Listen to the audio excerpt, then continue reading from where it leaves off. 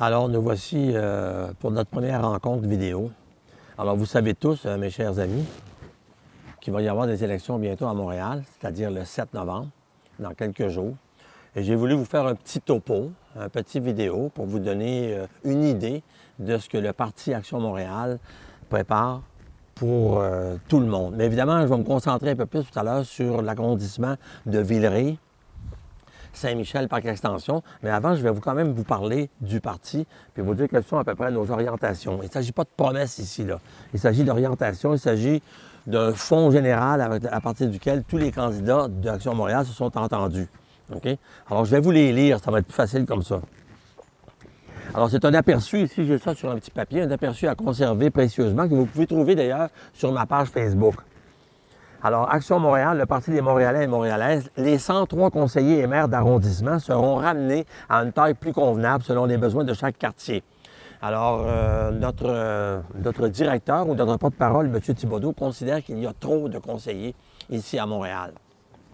Il compare avec Toronto, il compare avec New York, puis tout ça. Je suis plus ou moins d'accord avec ça, mais je comprends parfaitement qu'il pourrait ramener le nombre de conseillers à 25 ou 30 d'ici quelques années. C'est tout à fait faisable. 2, la langue française sera la langue de la ville. Ça, c'est la loi 101 oblige. Et on attend la loi 96 pour vous de bonifier tout ça. Et il n'est pas question du tout de faire de Montréal une ville bilingue. La réponse, c'est non. La ville de Montréal, c'est la métropole du Québec. Elle doit donner l'exemple. La ville de Montréal sera une ville française, point final, et ça ne se discute pas. OK, bon. Il y a des commissions permanentes, des comités. Il y en a beaucoup. Plus de 100, tu sais. Tous ces comités-là vont être visés. Et ceux qui sont inutiles, ceux qui ne donnent pas de résultats, seront tout simplement révoqués. OK? Alors, la taxe de bienvenue pour les nouveaux Montréalais. Mais la taxe de bienvenue, c'est une taxe qui a été votée à l'époque sous le gouvernement de M. Lévesque. Alors, ça s'appelle la taxe de bienvenue parce que c'est pour dire aux gens, par exemple, qui venaient s'installer à Montréal, quand vous arrivez à Montréal, il y a déjà à Montréal des routes, des aqueducs, des services de la police, des pompiers, puis tout ça. On vous donne une taxe pour que vous payiez votre part. Ça me paraissait un peu exagéré, ça nous a paru toujours exagéré parce que de toute façon, les Montréalais, quand ils achètent une maison à Montréal, ils vont payer des taxes tous les ans. Et les taxes de Montréal, c'est justement pour payer tous ces services-là. On ne voit pas pourquoi on devrait finalement surcharger l'arrivée des gens en leur disant vous allez avoir une nouvelle taxe de bienvenue. C'est pas une façon de souhaiter la bienvenue aux gens. OK? Bon. Le travail policier sera réexaminé au mérite. Il n'y a pas question du tout d'augmenter les budgets de la police. Pas du tout, pas du tout. Et non plus d'engager 250 policiers ou quoi que ce soit.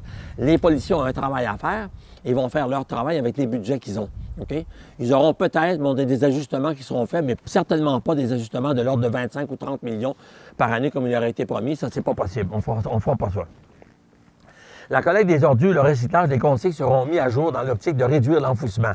L'objectif, zéro vidange. On répète ça à chaque élection, il va falloir le faire.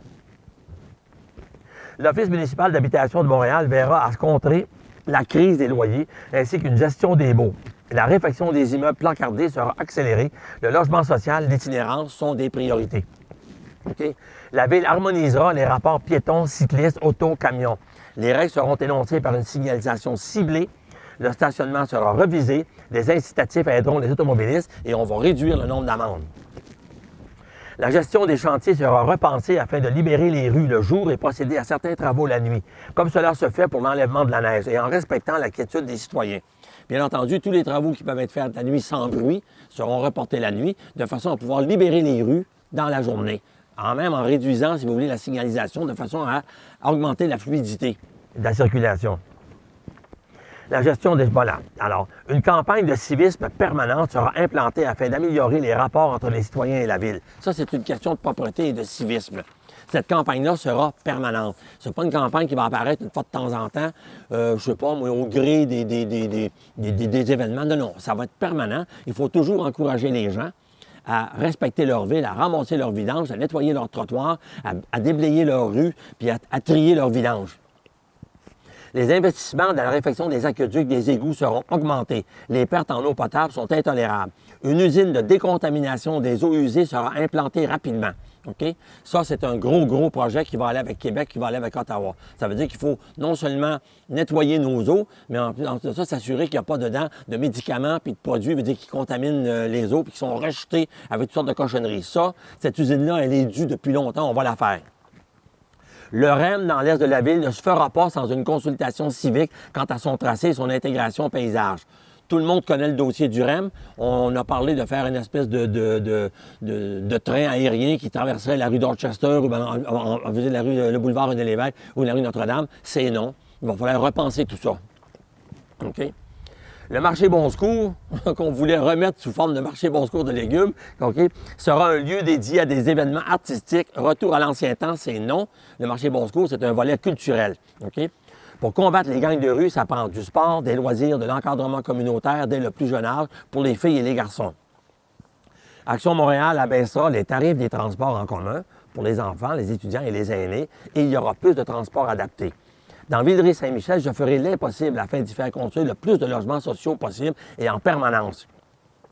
Ce sera fait en allant chercher des budgets au fédéral et au provincial avec un financement permanent de la ville. On parle de logements abordables. Les postes de payage à l'entrée des lieux de paix, comme le parc du Mont-Royal et les autres, c'est non. Ces lieux sont aux Montréalais qui les payent avec leurs taxes. Ce sont des attributs de loisirs et de détente et qui doivent demeurer accessibles.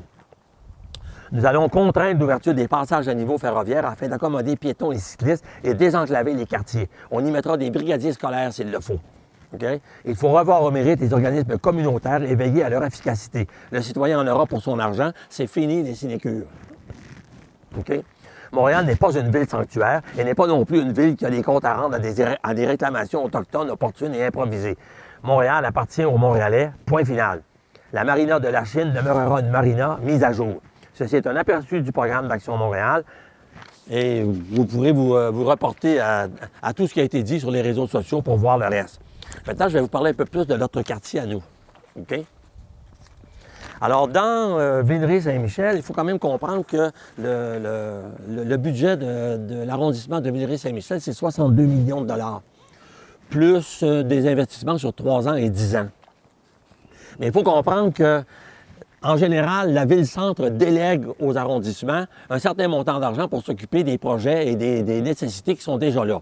Pour vous donner une idée, sur les 62 millions de dollars que représente l'arrondissement de Villeray-Saint-Michel, si vous divisez ça par le nombre d'habitants, okay, ça vous donne 62 millions de dollars, divisé par 144 000 habitants, ça vous donne 480 dollars à peu près par année, soit 1,17 $ par jour qu'on a. Ça, c'est l'argent qu'on a pour offrir tous les services de l'arrondissement. Ça vous donne une idée. OK? Alors, l'environnement, on va y revenir un peu, on va en parler un peu. Okay? L'environnement, c'est un thème vaste qui englobe la propreté de la ville, la plantation d'arbres, de préférence des érables à sucre, en consultation avec le jardin botanique.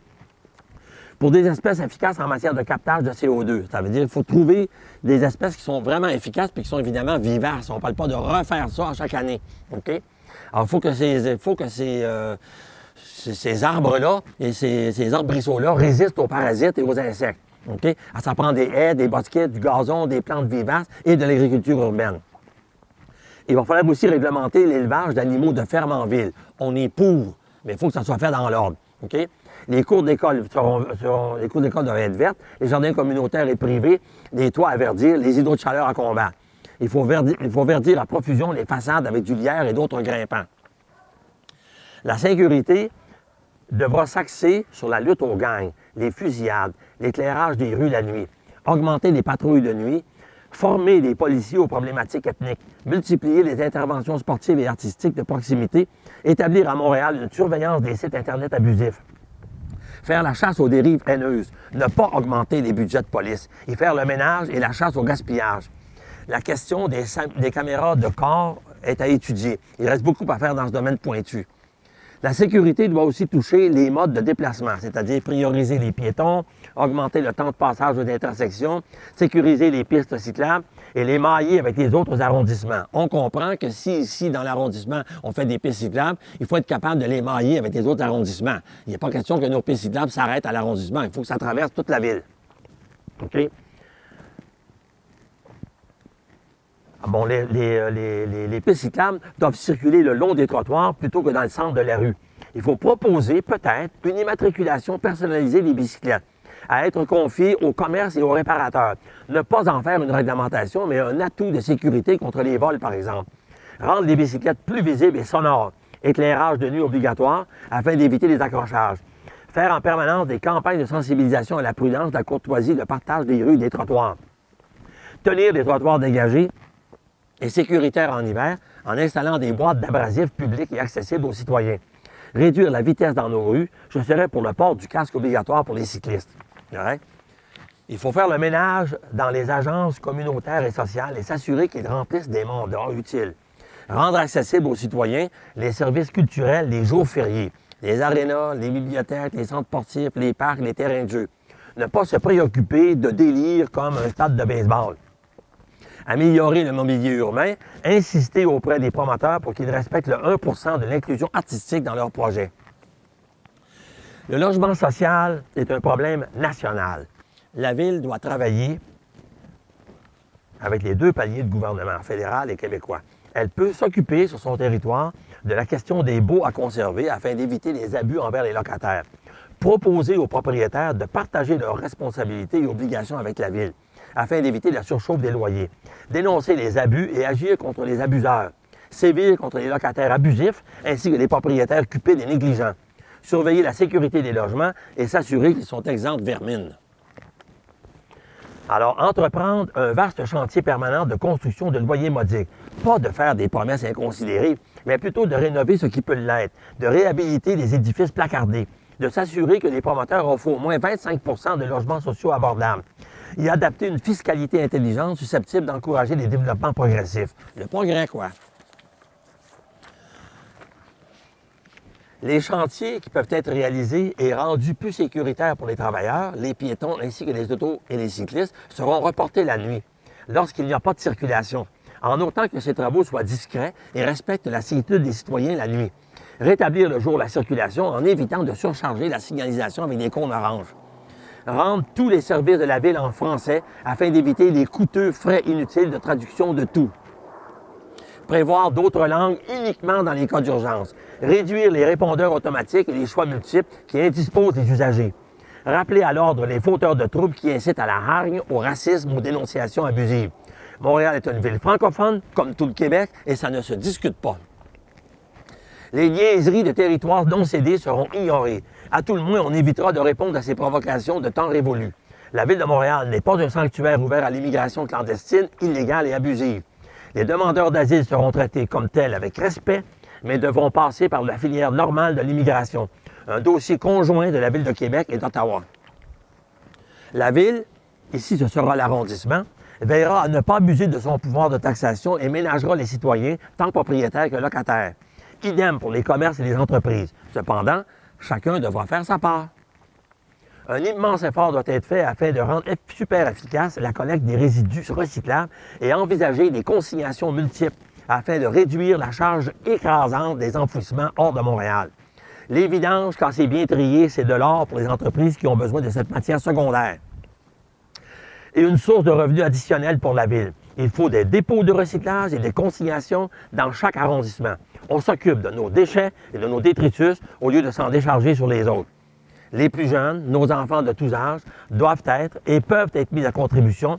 Ils peuvent se transformer en brigades d'intervention auprès des commerces, des entreprises, afin de les sensibiliser aux problématiques de recyclage, de sécurité, de consignation, de propreté de la Ville. Il y a dans cette approche de quoi sensibiliser nos jeunes à des responsabilités civiques et les éloigner des prédateurs, genre gangs de rue et abuseurs sexuels. La vie en société n'est pas affaire de grands projets éblouissants et coûteux, je veux dire, mais comme l'explique la notion de civisme, c'est une foule de petites choses et ça ne coûte pas cher. Chacun doit faire sa part, entretenir son carré de sable, son trottoir, sa ruelle, ses relations de bon voisinage. Veiller à ce que son quartier se distingue par ses réalisations collectives, ses responsabilités sociales et citoyennes. Vous n'êtes pas des enfants que l'on doit tenir par la main, okay? Et qu'il faut constamment servir en satisfaisant tous leurs caprices et besoins. Rappelons ici que notre société québécoise est laïque, civique, et que la religion est affaire de conscience personnelle. Les accommodements religieux n'ont pas leur place dans notre société. On accommode tout le monde en offrant des services civiques à tous, sans distinction de couleur, de religion, d'âge ou de préférence sexuelle. L'Agora, c'est-à-dire le forum de la cité, est neutre. Il y en aura pour 4 années de réalisations ciblées pour améliorer la vie en société et faire à Montréal un modèle de cité inspirant. Je serai toujours à l'écoute de vos suggestions et je m'appelle Clément Soriol. Merci beaucoup. Allez voter. C'est votre ville dont il est question.